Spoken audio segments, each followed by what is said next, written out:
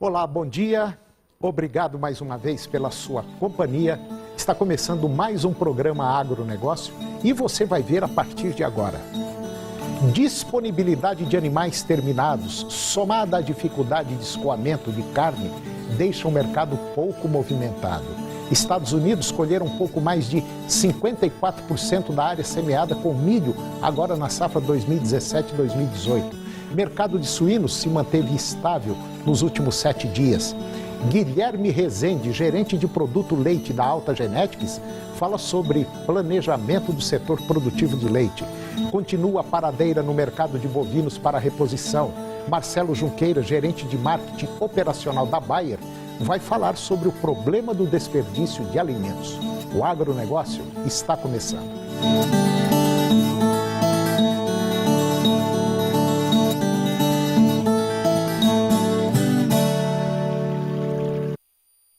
A restrição na disponibilidade de animais terminados, somada à dificuldade no escoamento da carne, que reduz a necessidade de compra de boi gordo, estão deixando o mercado pouco movimentado. Das 32 praças pesquisadas pela Scott Consultoria, 22 ficaram estáveis na primeira semana de novembro, mas vale destacar que em algumas delas, como no caso do Mato Grosso e também Mato Grosso do Sul, as cotações caíram. Existe oferta potencializada pela saída de animais do segundo giro de confinamento e há uma demanda ruim, permitindo que as indústrias pressionem o mercado. Embora o feriado prolongado e o início do mês sejam fatores que ordinariamente causam reação no preço da carne, a conjuntura vigente é de vendas ruins. Para o curto prazo, as indústrias terão que organizar o planejamento das escalas, que terão menos dias de abate para atender à demanda vigente. Os dados do Departamento de Agricultura dos Estados Unidos, o USDA, até agora o último dia 29 de outubro, mostram que os Estados Unidos colheram 54% da área semeada com milho da safra 2017-2018. Os trabalhos estão atrasados em relação à média das últimas 5 temporadas, de 72% da área colhida até final de outubro. No caso da soja, a colheita atingira 83% da área semeada na safra atual, frente aos 84% colhidos na média dos últimos 5 anos e 85% da safra 2016-2017. Além da maior disponibilidade norte-americana com o avanço da colheita, a situação melhor de chuvas aqui no Brasil na semana passada e agora nesta semana, e também com previsões de volumes maiores e mais bem distribuídos para novembro, tiraram a sustentação das cotações de milho e também da soja do mercado internacional. No mercado brasileiro, por outro lado, o dólar em alta e em relação ao real refletiu em aumento das cotações de soja em reais. O mercado de suínos se manteve estável nos últimos 7 dias, neste momento do mês em que as vendas estão fracas e os compradores realizam os seus negócios de maneira cautelosa a fim de não acumularem estoques. Nas granjas paulistas, o animal terminado fechou cotado em outubro, em média, R$ 79,00 por arroba.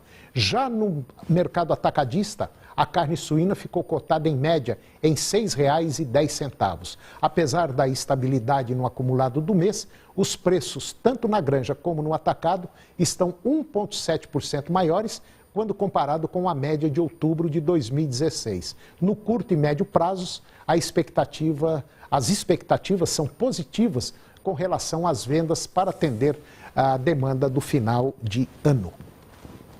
E agora vamos para o tempo. Para hoje, nós teremos aqui no estado de Goiás, com exceção de Campos Belos, que deve ter tempo nublado, o restante dos municípios terá muita chuva, com curtos períodos de sol e pancadas de chuva, principalmente à tarde, e pode vir acompanhadas de trovoadas.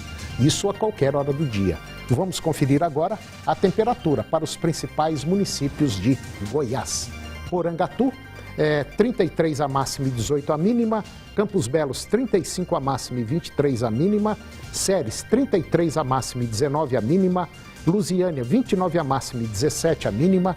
Jussara, 33 a máxima e 22 a mínima. Anápolis, 27 a máxima e 19 a mínima.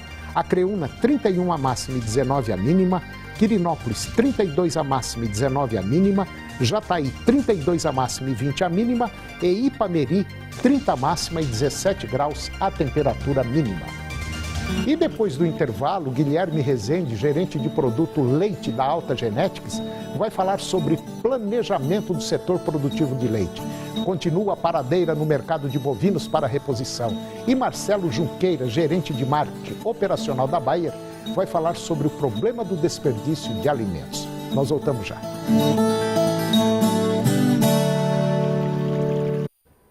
Eu conversei com Guilherme Rezende, gerente de produto leite da Alta Genetics, e nós falamos sobre planejamento do setor produtivo de leite. Foi uma conversa interessante, principalmente sabendo que tem muitos produtores colocando um touro específico para gado de corte para cruzar com vacas produtoras de leite. Confira. Isso é uma decisão instantânea, né? Eu vejo que a arroba do bezerro está alta, aí eu faço uma decisão reprodutiva hoje, mas ele esquece que essa decisão reprodutiva vai refletir para ele, no mínimo, daqui 18 meses, quando esse produto nascer e desmamar. Será que a arroba vai estar daquele jeito? Será que eu consigo vender bezerro e comprar vaca para repor meu rebanho de leite?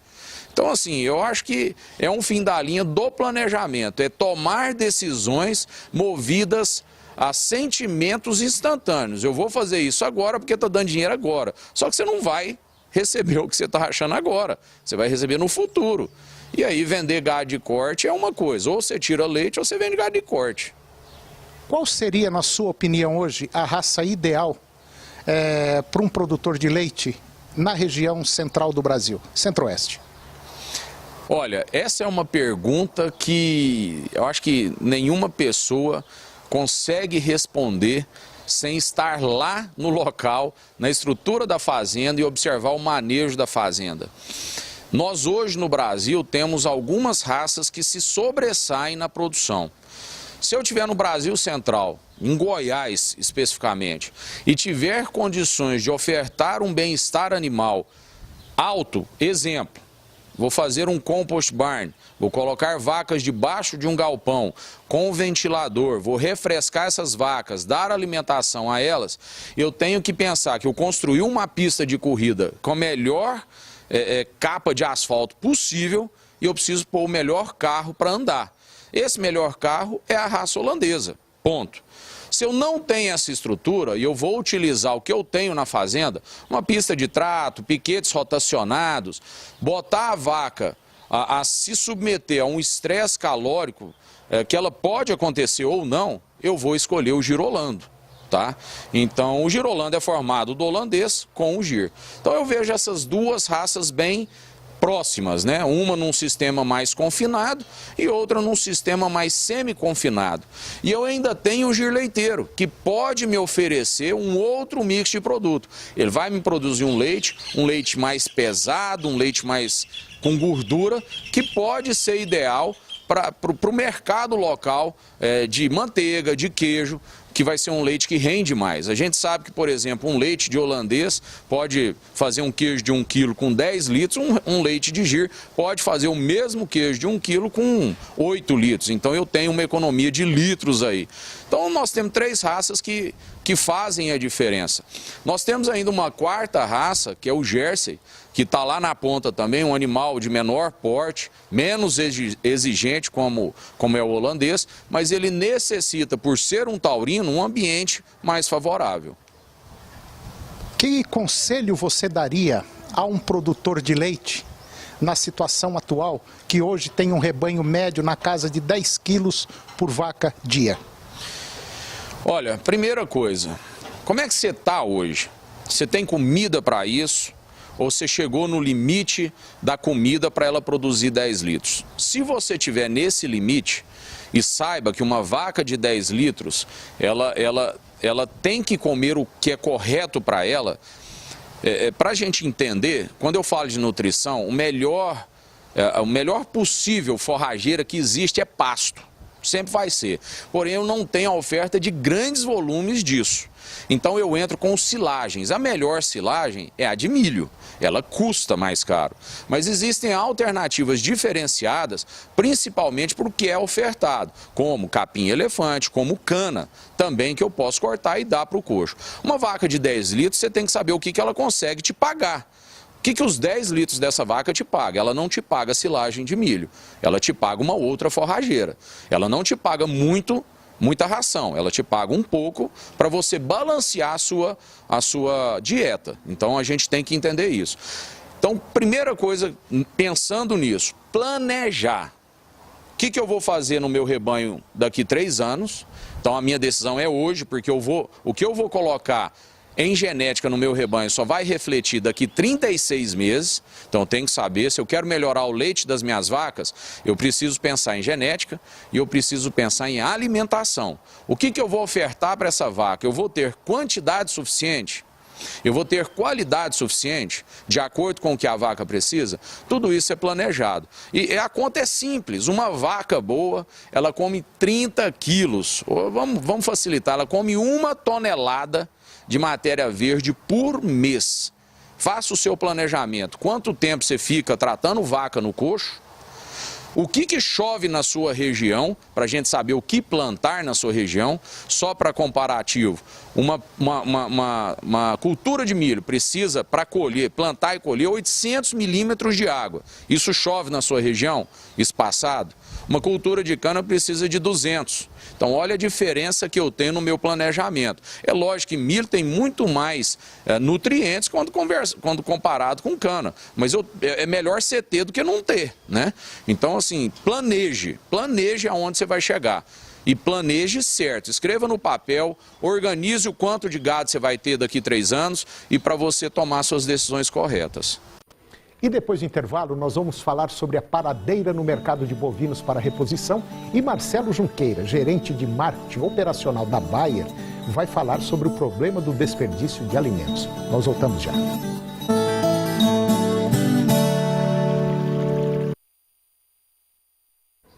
Continua a paradeira no mercado de bovinos para reposição. O mercado de boi gordo, sem uma tendência definida para agora o curto prazo, afasta os recriadores das compras. As pastagens ainda com baixa capacidade de suporte, em função do período seco, também diminuem os negócios. E quando há negociações, o que se observa é uma maior procura por animais de categorias mais zeradas, para girarem o estoque de forma mais rápida. Mas diante desse cenário de pouca atratividade, as cotações estão basicamente estáveis. Agora, no balanço de todas as categorias de machos e fêmeas anelorados, nos últimos 7 dias, houve uma ligeira desvalorização de 0,2%. Estes números são bem diferentes daqueles observados em agosto e setembro, que somados tiveram valorização de 5,5%. Lembrando que essas altas para a reposição, agora em agosto e setembro, elas foram puxadas pelo mercado do boi gordo, que teve valorização no período. Para o curto prazo, fica a expectativa de como a arroba do boi gordo irá se comportar neste último bimestre do ano. E agora eu vou conversar com Marcelo Junqueira. O Marcelo, ele é gerente de marketing operacional da Bayer e nós vamos falar de um tema interessante. Nós vamos falar sobre desperdício de alimentos, nós vamos falar sobre redução desses desperdícios e as parcerias da Bayer em prol de alimento seguro para todos. Marcelo Junqueira, bom dia. Bom dia, Toninho, tudo bem? Eu tô, graças a Deus, está ótimo. Ótimo. Marcelo, esse problema de desperdício de alimentos no mundo é uma coisa muito séria, né? Muito séria, Toninho. E tem pesado na balança, né? Sem dúvida nenhuma. Como é que você enxerga isso aí, esse desperdício de alimentos? Olha, a princípio a gente vê assim, até 2050, segundo a FAO, a gente vai precisar de aumentar a produção de alimentos em 60%. Então tem uma demanda muito grande, além do crescimento da população, tem a mudança dos costumes também, do hábito alimentar, principalmente do oriental, da Índia e da China, que estão incorporando na dieta alimentar quase 29% da dieta com proteína, com carne. Consequentemente, essa demanda aumenta. Mas, do ponto de vista de desperdício e o quanto que isso é importante, a gente tem informações, por exemplo, que 1/3 de toda a produção mundial, ela não é aproveitada, ela é desperdiçada. Então, quase mais de 30% de tudo que é produzido é perdido em algum momento no processo. Então, são vários eles, desde a produção, desde a comercialização e o transporte, o manuseio, depois a venda para o varejo e depois o consumo nas propriedades, pelo consumidor final. Tem perdas em cada um dos momentos.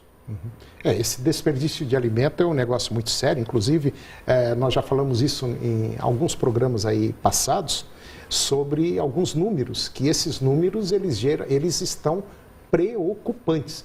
Por exemplo, você pega o desperdício de alimento no mundo, 1,2 bilhões de toneladas são desperdiçados no planeta.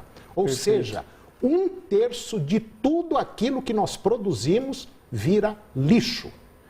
Cada pessoa no mundo, na média, tem uns que comem mais, outros comem menos e outros que nem comem, mas cada habitante, na média, desperdiça por ano 280 quilos de alimento. É um número assustador isso aí. É assustador, sem dúvida nenhuma. Isso aí é muito preocupante. Então a gente chega à conclusão que não precisa aumentar a produção de alimentos. Nós precisamos de uma gestão dessa comida que nós temos no mundo. Porque você perder 1 bilhão e 200 mil toneladas de alimento é muita coisa, né? Exatamente, Toninho. A gente tem, assim, por exemplo, a gente falou que essas perdas de alimento, elas vão desde a produção né? até o consumo. Então, na produção, por exemplo, tem colheitadeiras que podem economizar ou desperdiçar 5% da produção e outras podem desperdiçar 2%. Então, tem todo o processo para poder ser melhorado. Marcelo, vamos para o intervalo comercial e depois nós vamos ver o que a Bayer está fazendo em relação a esse desperdício de alimentos. É um minutinho só, a gente volta já.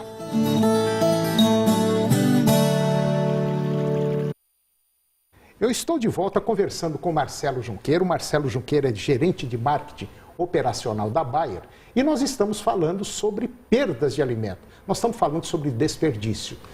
Marcelo, eu queria comentar com você, antes de entrar o que a Bayer faz, em relação ao desperdício de alimentos que ocorrem no campo. Só lá no campo, na lavoura, 10% são perdidos, ou na hora do plantio, na hora da colheita, 50% no manuseio e no transporte, 30% na comercialização e abastecimento e 10% no varejo e no consumidor final. É muita coisa que a gente perde. É muita coisa. E tem uns dados ainda, né? Interessante, né? Exatamente, Toninho. A Embrapa, por exemplo, fez um trabalho onde ela diagnosticou que no Brasil são perdidas 40 mil toneladas de alimento por dia.